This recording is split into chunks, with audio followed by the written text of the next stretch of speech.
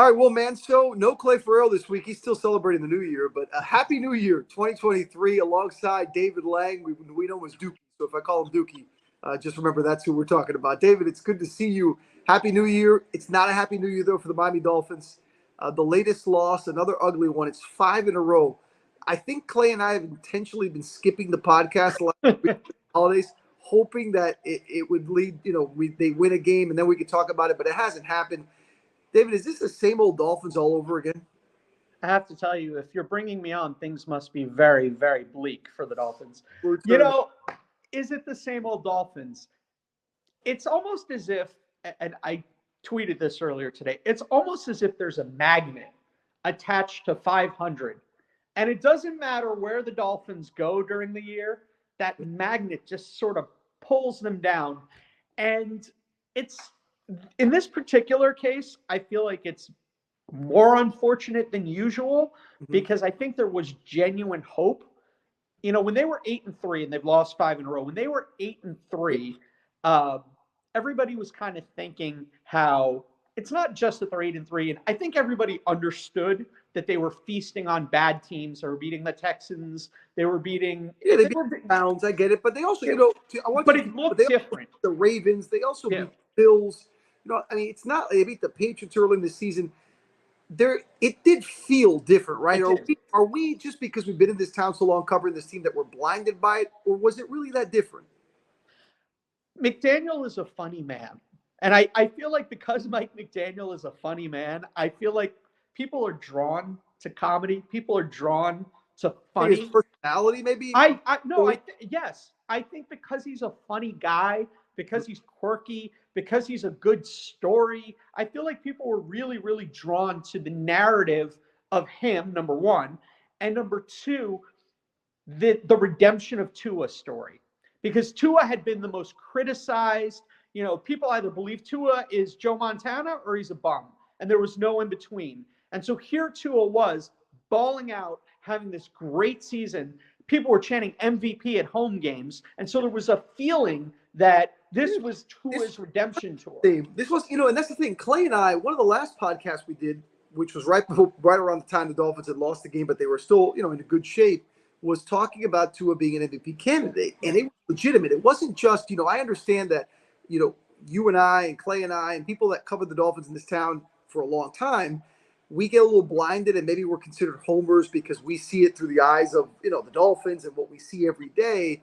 But nationally, it was being talked about that Tua was an MVP candidate. And by the way, the stats pointed to him being a candidate. He 20-plus touchdowns, very few interceptions, 300-yard games, the number one quarterback rating in the NFL. By the way, last I checked, he was still the top quarterback in the NFL. I'm not sure if that's changed this weekend, but he's still up there as one of the top-rated quarterbacks, one of the tops in QBR. So you look at all the stats, Tua Tagovailoa, you seem to have answered your question.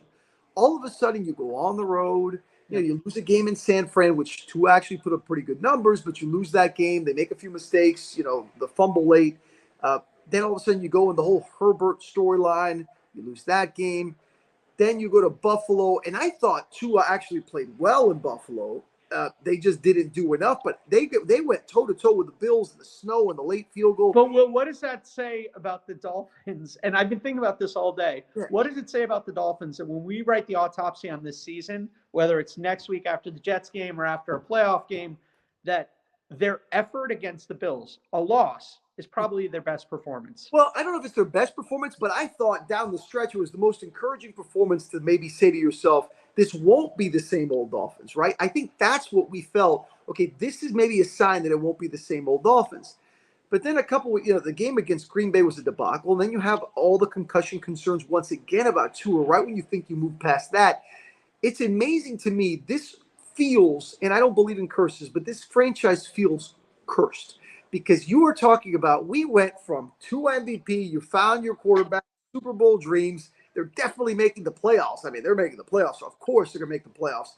To now, they may not make the playoffs. Forget about the Super Bowl dreams. And now there are people that are legitimately questioning, and I don't think it's too crazy to think, if Tua really is the future here, given that there could be concerns about his health, concussions. You have a unique eye on it. I'm not going to put you on the spot like you're a doctor. Not, but your father is a neurologist. And again, this isn't me trying to and you playing the part of doctors, but you grew up learning how important the brain is and brain injuries are. So you, I think, understand that when it comes to concussions in football and impact and at that position, I think it's a concern moving forward. Not just if Tua plays again this season, which right now he's still in protocol as we tape, but is this the guy you build around for the future? If there's a concern there with concussions and potential injuries like that. Okay, a couple of things about Tua's health. Yeah, my dad is a neurosurgeon. So what the one thing he said I can convey, because you obviously cannot treat a patient who's not yours. So we're not treating him. But just general concussion knowledge that he told me as it pertains to Tua is, with a concussion, 1 + 1 does not equal 2. Okay? Meaning if you get a first concussion and you get a second concussion, it's not like I bruised my hand and then I bruised it again. 1 + 1 could be 5. 1 + 1 could be it's exponential. It's not additive. So what does that mean? It means that Tua sustained the concussion in the Bengals game. We all saw him assume that fencing posture. Okay. That, by the way, after the Buffalo game, which after the Buffalo game, wasn't said to be. I'm not even counting that one because we don't know what that was. So I'm only counting diagnosed concussions. Okay. Diagnosed concussion 1 happened in the Cincinnati game. Okay. Within a span of a few months, if you watch the play where he was hurt, or where it's believed that he was hurt in I believe it was the Packers game. Yeah, you hit the back. It's a pretty innocuous play. It's a tackle that happens 500 times a football game. It's just Tua's neck whipped back and his head hit the turf. And so now we have 1 + 1 within a short time span. The probability of him safely being cleared before next either Saturday or Sunday when the Dolphins play, or a playoff game, I think would be very small. Just because, and I think it's going to be a medical decision. Okay, I don't think, and I do want to give Mike McDaniel credit for something. Okay, because the Dolphins caught a lot of flack for the Bills into the Bengals, right? But what Mike McDaniel did, which I think he deserves a lot of credit for, is he went into the meetings after the Packers game. He looked at the film of Tua. Maybe he had the all 22. Maybe it was a different camera angle. He started looking at some of the decisions that Tua made when he threw 3 picks in the second half of the Packers game. And he said, Tua didn't look right. Yeah. And at that point, nothing under the NFL's concussion protocol would have mandated that he had to tell Tua to go see a doctor. Nothing. And the coach decided, this doesn't seem right. I'm putting him in the concussion protocol. When my team needs a win, it's December. We've lost 4 games in a row. But I'm going to put his safety first. And I think he deserves credit for that particular decision. Taking a lot of heat for the initial one, the Buffalo one that he came back in the second half, the whole wobble. And that's where the NFL changed its policy, but the wobble and the player looking kind of like, struggling to get up. What did they call it? Gross motor instability. Yeah, that was the term they used. And then you have the diagnosed concussion, as we mentioned, the Cincinnati. Yeah. That one was just because it was so scary with the fingers. That was awful. That was terrible. And now you have this one, which, as you watched it live, no one thought at that moment that Tua has a concussion. He kept one guy on Twitter. Yeah, one guy on Twitter. Literally one guy on Twitter. Joke that, you can't play neurologist, can't play doctor, specialist on Twitter, social media, on the web, and we don't try to. But go figure, one guy on Twitter, he got it right. Maybe he suffered a concussion, which he did. I think it really does open up the window, because let's talk short term with Tua. Tua was phenomenal this year. Tua was truly incredible this year. When he was healthy, he was phenomenal. He changed the storyline, the feelings of the Dolphins and what they could do this year, right? Everything seemed to be, all the questions were answered. The Dolphins had their quarterback. Unfortunately, now we are looking at a situation where I think it's fair to question whether they do, not from a talent perspective. And that's the problem. I think there are people going to be listening that are saying, well, from a talent perspective, too, he's not good enough because he feasted on teams that aren't considered that good early in the season. People figured out McDaniel's offense. I can only go, David, by what Mike McDaniel says. And what he has said over and over is that Tua Tagovailoa is the perfect quarterback for his system. And I think given what we saw this year with the weapons, with Tyreek Hill, with Jalen Waddle, what we saw this year, I feel comfortable saying that a healthy Tua Tagovailoa is an ideal quarterback for Mike McDaniel's system. Now, if teams are figuring out Mike McDaniel's system, right, and figuring out ways to attack what he wants to do on offense, then that's on Mike McDaniel. That's not so much so on Tua. I'm just having the conversation about Tua's future. Uncertain in the near future, as you mentioned, because the chances of him being cleared in time for next week's game against the Jets, and if they happen to get into the playoffs, I would say are slim. Certainly for the Jets game, I know there was a report from Jay Glazer, who does a great job on Fox Sports. He's a national a guy that has all the inside, and he said Tua's goal is to come back for that playoffs and for that game. They got to make it first. But I think it's legitimate. It's unfortunate because here we are. We thought, and this is where fans say same old Dolphins, we thought that the answer had finally come, right? And now we got more questions and answers within a span of 5 weeks. Will you ever drive someone else's car? You ever go into someone else's car and you have to drive someone else's car? Of course. When you sit in someone else's car, you get in the seat ain't right, the rear view isn't right, they don't have the right stations on your preset, you don't feel comfortable. Watching Teddy Bridgewater and Skylar Thompson try to drive Tua's car today it was made it very clear. It was, I mean, Teddy checked that. Let's start with Teddy, right? Let's start with Teddy. Yeah. Okay, Teddy, who's a veteran, who's been there, who's taking teams to playoffs, South Florida kid, easy to root for. Okay, but Teddy, person, I think. But Teddy surveys the field too long for this offense. And so a lot of his decisions, which with Tua, when he was right, were boom, out, timing. They started using this expression this year, throwing someone open, where Tua wouldn't have a guy, but he'd throw it, and it was in a perfect spot. And next thing you know, boom, Jalen Waddle's open. Boom, next thing you know, Tyreek Hill's open, or Trent Sherfield's open. Tua was throwing guys open. Teddy would wait and wait and wait. And then watching other people drive the car today, watching Teddy try to run the offense, Skylar's a first year 7th round pick. Oh yeah, people that have been hard like. What do you want from him? Like, I thought he was okay. He's playing right now. He shouldn't. He's been forced this in a playoff race. Right, and I thought he was okay. Yeah. But just watching those two try to operate the offense, okay, showed me how good Tua Tagovailoa was this season at operating the offense. Now, if Tua is going to be the long-term answer for the Dolphins, there are 2 major steps that I think they need to take. Number 1 is a medical step. First of all, Tua has to get better now, and Tua has to want to continue to play football. Then the Miami Dolphins need to come up with something, either a special kind of helmet support to protect the back of his head better, or something to protect or stabilize his neck. Because if you look at the 2 injuries he sustained, both times his head kind of whips back. So you either need to support his head or his neck in some capacity to keep him safe. I think that's step 1 with Tua. And then step 2, and I think this is just the reality, is you have to invest in a good backup quarterback. Because as much fun as it is to watch Tua when he's cooking, you can't trust him. Yeah, they thought they had one in Teddy, though. They really did. I know. And you know, he's okay, but he didn't get him over the goal line today. Yeah. And I think that's where you fall into the trap of, this is not, you can't rebuild, right? You did everything. All the tank for Tua talk, which, wasn't really, but I mean, all the, build around Tua, you gave him the couple of years, float it and support him. You bring in the guru who's supposed to be his guy. You bring in the weapons. You get off to an 8-3 start. All of this makes it even more frustrating because we have seen what this offense could potentially be. Yeah. And now we see what it is without him, as you just referenced with these backups in. And yet it feels like we're still in this. That's why in one side it's same old Dolphins, and the other side it's not same old Dolphins.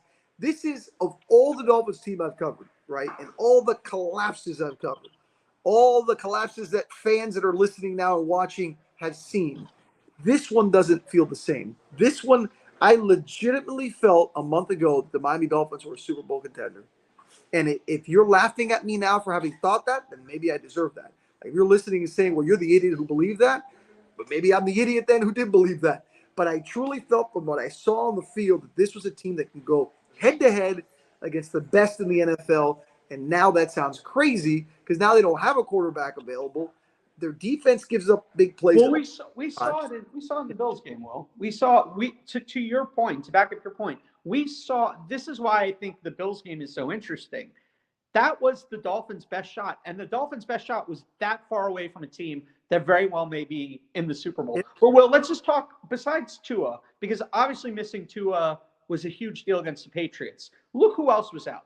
Xavier Howard, your number one cornerback, was out. Okay? Haven't had Byron Jones all year. So you're missing your number one and your number two corner. Chris Greer got aggressive and traded for Bradley Chubb, which I think we all agreed was right. Good. You lose your edge rusher. Hasn't turned out that way. Didn't have their edge rusher, Bradley Chubb. Didn't have Teron Armstead, their best offensive lineman. So they didn't have their quarterback. They didn't have their number one cornerback. They didn't have their edge rusher, and they didn't have their left tackle. Other than that, Mrs. Lincoln, how did you enjoy the play? Yeah, true. I mean, and that's where. And by the way, this is where. And it's funny. We talk about Tua, right? A month ago, the conversation with Tua. Here's a new conversation, though, that I would have never thought we'd have. Maybe not as much as whether Tua's the guy, because now there are Dolphin fans that are truly questioning if Tua's the guy. I still think Tua's the guy. I think you've got to get through the health part, which, as we said, we're not doctors. You've got to figure that. Dolphins have to figure. And I thought you made a good point there as far as protecting him when he does come back, whether it's this year at some point or going, because he's going to be the Dolphins, barring some ridiculous thing in the offseason. He's on a rookie contract. Yeah. He's cheap. And this is just, this is pie in the sky speculation. Barring something like that, Tua says, I want to step away from football, not play for health reasons, which we haven't heard anything of that. Yeah. He's going to be the quarterback for the Dolphins next year. Mike McDaniel is going to be the head coach, and this is going to be the team the Dolphins want to move forward with, which leads us to the name I just said, which maybe more so than Tua a month ago would have been crazy to question to some people, and that's how much blame does Mike McDaniel deserve? You said it earlier. We in the media, and I think fans as well, are probably guilty of liking Mike McDaniel, and because we like Mike McDaniel, the person, we want to see him succeed more so because he's so different than every other coach, right? He's unique, he's quirky, he's silly, he's off the cuff the way he speaks. There's a lot to like about him as a person, and that refreshing personality. By the way, players loved it too in the locker room. Being around the Dolphins, times have been out there either at practice, in the locker room or at the games. The players just gravitate toward him. They really like Mike McDaniel. But man, Clay and I said it early in the season. All that stuff won't matter if you lose games. And they've lost 5 in a row. And it is turned quickly on Mike McDaniel. So the question is on the screen. How much blame does Mike McDaniel deserve? Did he hire his defensive coordinator? He let him stay. So look, to the last 5 weeks, have the Dolphins looked like a well-coached team? No. I would say no. No. Okay. Let's just break down some of the things. Pre-snap penalties. Okay. On consecutive weeks, there's been a pre-snap penalty followed by an interception. Today, it was a motion penalty on Tyreek Hill. Next play, interception. Can't happen. The stuff that can happen keeps happening. What made Don Shula the best coach of all time? He had the least penalized teams. Football games are lost more than they're won. Mike McDaniel has teams that are losing themselves. Challenges. He's 0 for 4 on challenges this season. He didn't challenge one ball, which Tyreek Hill caught, which may have been in. He does challenge a ball, which is not out. So that's a problem right there. He's been off on challenges. Timeouts. How many times have we seen the Dolphins take timeouts so they can't get organized? It's not just timeouts, it's clock management. And guess, but you know what, Will? That's been an issue. This is something that people don't talk about enough, and it's just reality. This is not an excuse, it's a reality. He's a rookie. Well, I'm glad because here's the thing. You can't hire a first-time head coach, right, and expect him to be Don Shula or Bill Belichick. You can't. You have to expect that these growing pains will come. They're just so much more evident when you're in a playoff race, when you get off to an 8-3 start, when you're talking Super Bowl, when they're the talk of the NFL with their firepower, and then all of a sudden, Mike McDaniel's, when he's got decisions to make and game planning and countering other teams' preparations, other coaches and other staffs look at film. They learn the way a team thinks. They learn the tendencies of things. Yep. And I think part of it, of McDaniel's struggles this year, along with everything you just said, is the inability to adjust to teams adjusting to them. Right. And that's good head coach. That started, Will. Coach, but you got to show that you could do that to prove that you're a good head coach. I think that started, interestingly enough, in the San Francisco game against his mentor, which I think is so interesting. San Francisco and Kyle Shanahan was the one who built Mike McDaniel up. Mike McDaniel runs this innovative offense for Shanahan. He uses that as a springboard to his dream job.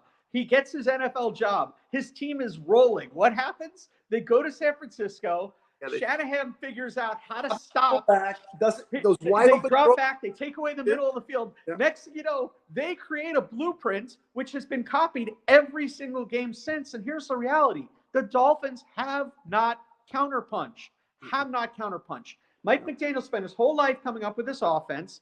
I don't want to say it's been figured out because there's obviously going to be a quirk. Well, figure it out. And look, having a healthy team, you got to adjust. Yeah.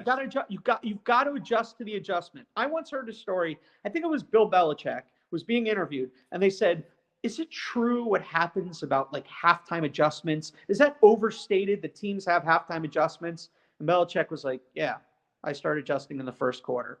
Like, so they're like, these coaches know what's going on, and I think McDaniel. I let me put it this way. I want to think McDaniel is going to be successful. And the reason I want to think he's going to be successful is because, like you said, it's fun to see someone do something different. And more importantly, it's fun to see the Dolphins be fun. Yeah. I've had to watch every single Dolphins game. So much fun, and now they're unwatchable. They were. I always joke with people who say, "Oh, you can't pay me to watch this." I literally have gotten paid to watch Dolphins games for the last 20 years. This year, when they were cooking, when it was waddling and Tyreek blowing past everybody, and when it was all working and Tua was the talk of the league, was the most enjoyable football the Dolphins have played since Dan Marino and the Marx Brothers. And all of a sudden, it turned back into everything they've been the last 15 years. And it's like, again? I promised myself at some point this season I would never utter the word same old Dolphins because the reason you just said, because this looked nothing like the same old Dolphins. It didn't. And yet, it looked like the 80s Dolphins. Yeah, somehow they're the same old Dolphins because the feeling Dolphins fans have now as they enter the final week of the season and as they watch this and as they read things and as they try to figure out what happened to this team is the same feeling with every collapse they've had in the last 2 decades. And if anything, as I said earlier, it feels worse because you really started to believe. You know, there might be the cynical fan out there that's listening. Oh, you're the dummies that fell for this. We didn't believe. I don't think it's a pat on the back, though, if you didn't believe, because I think you were missing out on a lot of fun. As you just said, there was a lot of fun with this team. The fun is gone. The fun is gone, and all it leaves is this. Let's put a capper on it. Dolphins have lost 5 straight games. They no longer control their own playoff destiny, but they can still make the playoffs. If they beat the Jets in their finale at home, Jets have nothing to play for other than pride and knocking out the Dolphins. Jets are out of the playoff race. And New England loses in Buffalo, which is a game that's going to be important for Buffalo in their seeding and chase for the number 1 seed, then the Miami Dolphins are going to the playoffs. It's still there for them. But it doesn't feel anything like you thought it would feel a month ago. That's the frustrating part.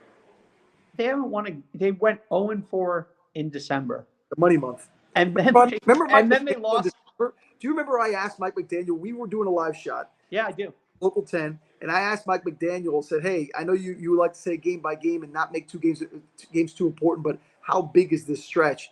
And he said, there's nothing like meaningful December football.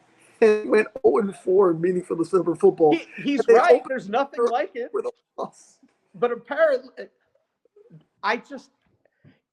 it could be the fact that McDaniel is so sharp. It could be the fact he's so smart. It could be the fact that he's like the offensive mind and he runs a fun offense. It could be the fact that Tyreek Hill, just objectively, if you're not a Dolphins fan, if you're just an NFL fan and you're watching a game and Tyreek Hill's playing, he's one of the 5 players who's going to make you want to watch because he's so fun to watch. So it might just be all of those things, but it just felt like this fun, different. But the other problem is we harp so much on offense.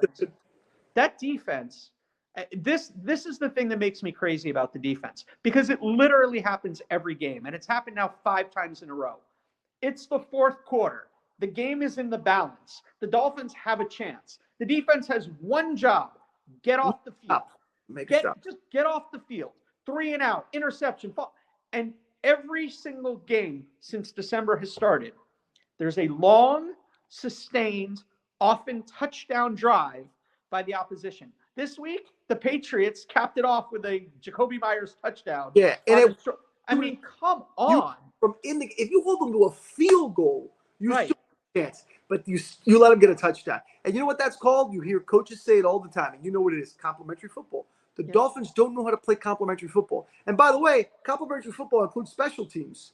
Jason can't make a kick that matters for the life of him. He used to be the surest thing of the Dolphins. Now he's the thing that you cringe when you see him go out there. Him missing a kick on Sunday was a huge part of this game. It's happened about 3 or 4 times this year where the missed kick from him has been a huge part of the game. It's just the lack of fun. And by the way, complimentary football fundamentals, what does that fall on? The head coach. Yeah, no, it's all fun and games. Look, we're taping this on January 1st. What do most people experience on January 1st? Well, hope and elation. A hangover because they had too much fun on New Year's Eve. Yeah. Everybody, hey, we're having fun on New Year's Eve, and then we wake up January 1st like, oh my God, I had so much fun on New Year's Eve. This is a different kind of hangover though. We got a hangover all the years of Dolphins pain. This was oh, everyone is so high up. The Dolphins are going to the Super Bowl. They're gonna. Can you imagine when Patrick Mahomes goes up against Tua? They're gonna sling it all over the yard. So like, please, Skylar Thompson beat the Jets. Skylar, save us. Please, third string quarterback, beat the Jets. By the way, we don't. Teddy Bridgewater, Pro Football Talks reporting, broke his finger. Yeah. So Teddy's got a broken finger on his throwing hand. Yeah. Tua's in the protocol. Yeah. And Skylar's a 7th round pick, and their backup to the backup is a wide receiver, Cedric Wilson. Well, they'll bring Reed Stennett back, right? So I mean, this is who they're rolling out against a very, very good Jets defense. Yeah, it's mind-boggling. I would have never imagined it, but I guess we ended by saying maybe it is the same old Dolphins. In the end, Dolphins collapse. Same old Dolphins. You could have taken this banner at any time in the last 2 decades at the end of the Dolphin season and made it work. I promised myself I'd stop saying that expression. Same old. I did too, but here I am. I'm giving in to all the fans and all the people. January 1st, you're breaking your New Year's resolution. It was my resolution last year. So now we're technically in 2023. Oh, okay, so you're good. You made it through. Good. I made it through 2022 without Excellent. saying. We made it through this Miami Sports Pod.